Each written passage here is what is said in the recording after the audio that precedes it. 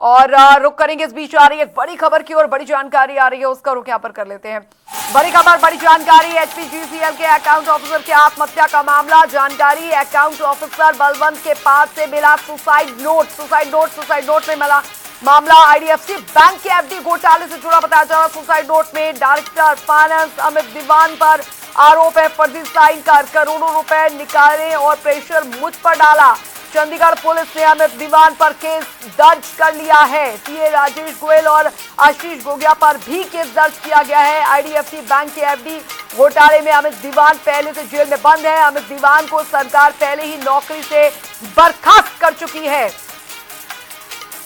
वरिष्ठ संवाददाता पवन सिवर हमारे साथ जुड़ गए हैं ज्यादा जानकारी के साथ। पवन, आईडीएफसी बैंक घोटाले से जुड़ी ये बहुत बड़ी अपडेट आ रही है। जी बिल्कुल, आईडीएफसी बैंक फ्रॉड मामले में जो एक आत्महत्या बिजली विभाग के अकाउंट ऑफिसर बलवंत सिंह ने की है, उस मामले से जुड़ी हुई एक बड़ी जानकारी जो है वो निकलकर सामने आ रही है। अब इस मामले में जो जानकारी है वो यही है कि बलवंत सिंह, जिसने 2 दिन पहले हरियाणा सचिवालय की 8वीं मंजिल से कूदकर जान दी थी, उसके पास एक सुसाइड नोट मिला है और इस सुसाइड नोट में उसने 3 जो अधिकारी है उनका जिक्र किया है, जो डायरेक्टर फाइनेंस अमित देवान है और सीए राजेश गोयल है और आशीष गोगिया है। उनका नाम उन्होंने अपने सुसाइड नोट में लिखा है और इन तीनों पर ही सुसाइड नोट मिलने के बाद चंडीगढ़ पुलिस ने मामला दर्ज कर दिया है। दरअसल जो अमित देवान है वो डायरेक्ट फाइनेंस है और उनको पहले ही हरियाणा सरकार बर्खास्त कर चुकी है। पहले उनको सस्पेंड किया गया था, वो गिरफ्तार किए गए थे, उसके बाद उनको जो है वो अब डिसमिस भी कर दिया गया है उनकी सेवा से।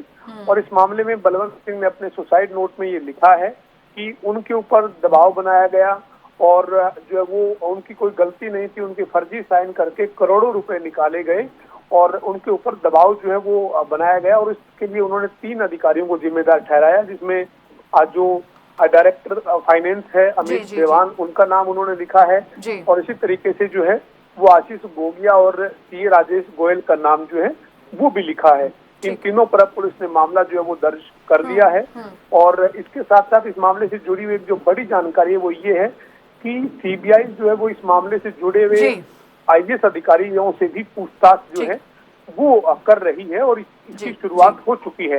हालांकि ये वाली जानकारी जो है वो सूत्रों के हवाले से है, लेकिन जो बलवंत सिंह की आत्महत्या का मामला है उसमें 3 अधिकारियों का नाम बलवंत सिंह ने अपने सुसाइड में नोट में लिखा है और तीनों के खिलाफ पुलिस ने मामला दर्ज कर लिया। बहुत बहुत शुक्रिया पवन सिवर इस तमाम जानकारी के लिए।